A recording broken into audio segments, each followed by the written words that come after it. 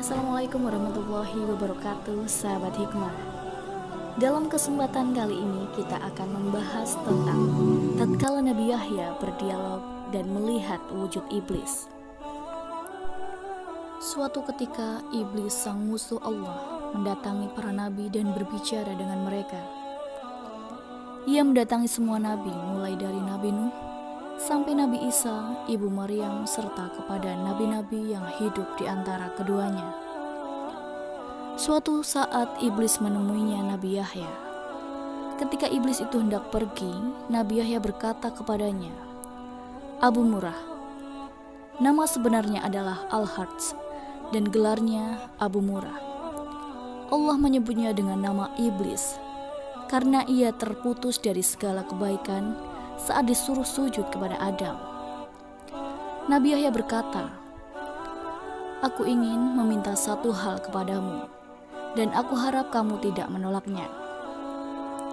Iblis menjawab, "Ya, aku akan mengabulkan untukmu, wahai Nabi Allah. Mintalah." Nabi Yahya pun menyampaikan maksudnya, "Aku ingin kamu menampakkan bentuk dan rupa aslimu, serta memperlihatkan berbagai bentuk perangkapmu yang kamu pergunakan untuk membinasakan dan mencelakakan manusia." Mendengar hal itu, iblis berkata, "Anda meminta sesuatu yang berat. Permintaan Anda membuatku berada dalam kesulitan. Namun aku tidak bisa menolak permintaan Anda.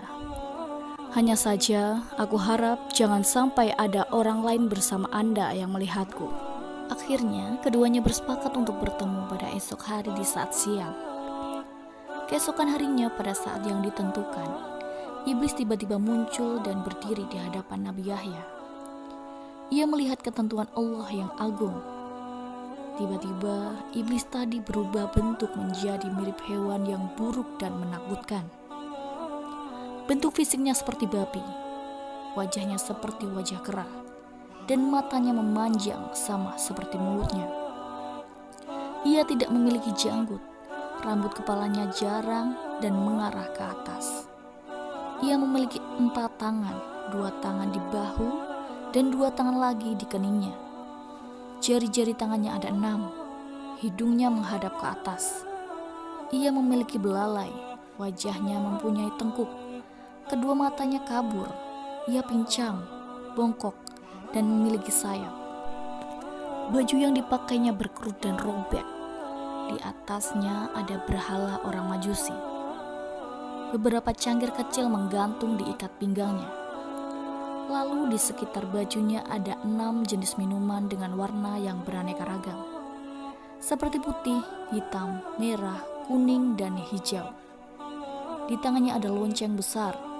Di atas kepalanya terdapat telur yang di tengahnya ada besi panjang. Selanjutnya Nabi Yahya berkata, "Abu Murrah, jelaskan padaku tentang benda yang ada di atas bajumu. Apa itu?" Iblis menjawab, "Benda ini menyerupai milik orang Majusi. Aku yang membuat agama Majusi dan aku memeluk agama tersebut. Jelaskan padaku tentang cangkir kecil yang bergantung di ikat pinggangmu, bagian depan." "Wahai Nabi Allah, di dalamnya ada berbagai syahwat dan jerat perangkapku. Yang pertama-tama aku jadikan alat untuk menjerat orang mukmin adalah wanita. Apabila dia tetap bisa taat kepada Allah, maka aku akan mendatanginya lewat pengumpulan harta haram, agar dia tamak untuk mendapatkannya. Apabila dia tetap taat kepada Allah dan hidup suhud, aku akan mendatanginya lewat minuman memabukkan, sehingga aku bisa mendatangkan semua syahwat ini padanya. Saya memastikan ada sebagian perangkap itu yang memperdaya orang mukmin, meski dia termasuk manusia paling wara." "Apa bentuk jerat tersebut?" "Nabi Allah, jerat itu berupa berbagai bentuk aksesoris dan perhiasan wanita. Salah satu dari aksesoris dan perhiasan itu selalu mewarnai baju wanita sehingga sesuai dengan wanita yang memakainya. Para lelaki pun akan terpikat melihat perhiasan yang melekat pada wanita itu. Lalu, apa maksud lonceng yang ada di tanganmu itu? Nabi Yahya semakin penasaran.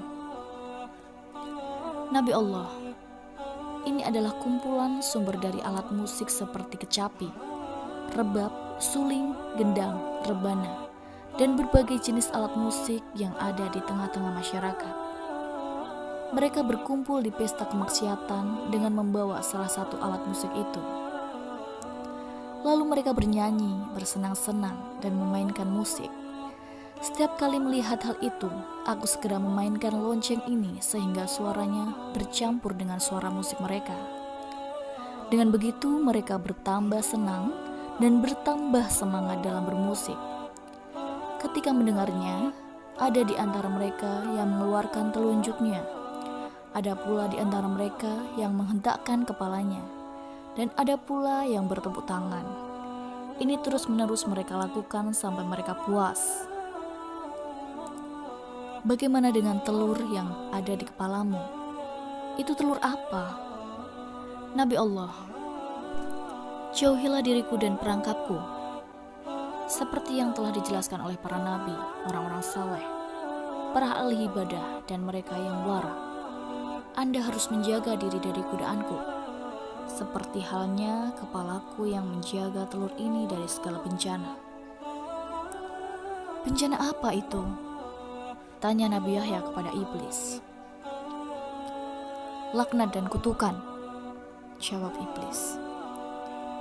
Nabi Yahya kembali bertanya, kemudian apa besi panjang yang ada di tengahnya? Besi panjang adalah alat yang aku pakai untuk membolak-balik hati orang saleh. Nabi Yahya berkata, tinggal satu lagi. Apa itu? Tanya iblis. Nabi Yahya melanjutkan, mengapa bentukmu sangat buruk dan jelek? Nabi Allah, ini karena nenek moyang Anda, Adam. Tadinya aku dari golongan malaikat yang mulia. Aku tidak pernah mengangkat kepalaku dari sujud yang kulakukan selama 400.000 tahun. Namun, aku melanggar perintah Tuhan dengan tidak bersujud kepada Adam. Allah pun murka kepadaku dan melaknatku. Aku pun berubah dari bentuk malaikat kepada bentuk setan. Padahal tadinya di antara malaikat tidak ada yang rupanya lebih bagus dariku. Aku pun menjadi buruk, menakutkan, seperti yang Anda lihat sekarang. Apakah kamu pernah memperlihatkan dirimu dan perangkapmu ini kepada orang lain? Tidak pernah, demi Tuhan. Semua ini tidak pernah dilihatkan oleh manusia. Hanya Anda satu-satunya yang aku muliakan dengan ini. Nabi Yahya pun berujar, sungguh beruntung aku jika kamu mau menjawab dua pertanyaanku. Yang satu umum dan yang satu lagi bersifat khusus. Tanyakanlah wahai Nabi Allah. Nabi Yahya bertanya, terangkanlah padaku sesuatu yang paling menjadi harapanmu, yang paling menguatkan punggungmu, yang paling menghibur juru tulismu, yang paling menyenangkan matamu, dan yang paling menggembirakan hatimu. Iblis menjawab, Nabi Allah, aku khawatir Anda menceritakan hal ini kepada orang lain, sehingga mereka akan menjaga diri dari hal itu. Dengan begitu, semua tipu muslihatku akan gagal.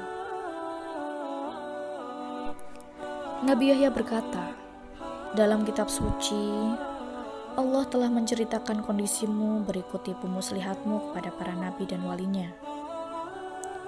Mereka pun telah menjaga diri dengan cara mereka. Sementara orang-orang yang sesat, kamu pasti lebih bisa menguasai mereka. Kamu dapat mempermainkan mereka seperti tongkat yang dipukulkan kepada bola. Keteranganmu kepada mereka tidak lebih diperhatikan dan dicamkan daripada ucapan Allah.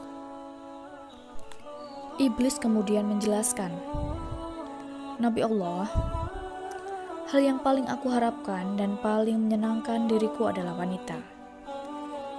Ia merupakan jerat, perangkap, dan anak panah yang selalu tepat mengenai sasaran.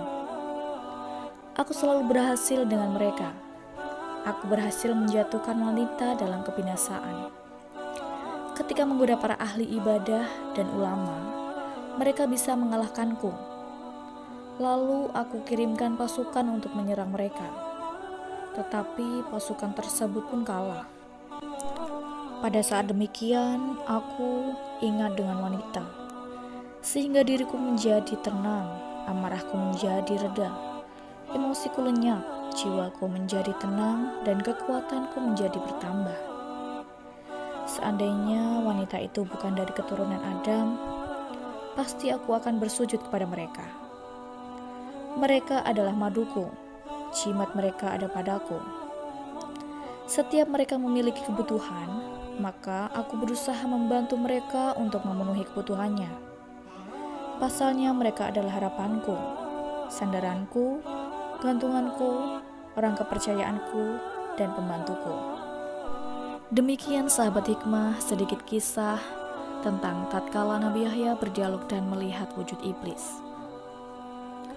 Dengan adanya kisah ini, semoga menambah wawasan kita dan meningkatkan iman dan takwa kita kepada Allah Subhanahu wa Ta'ala. Wassalamualaikum warahmatullahi wabarakatuh.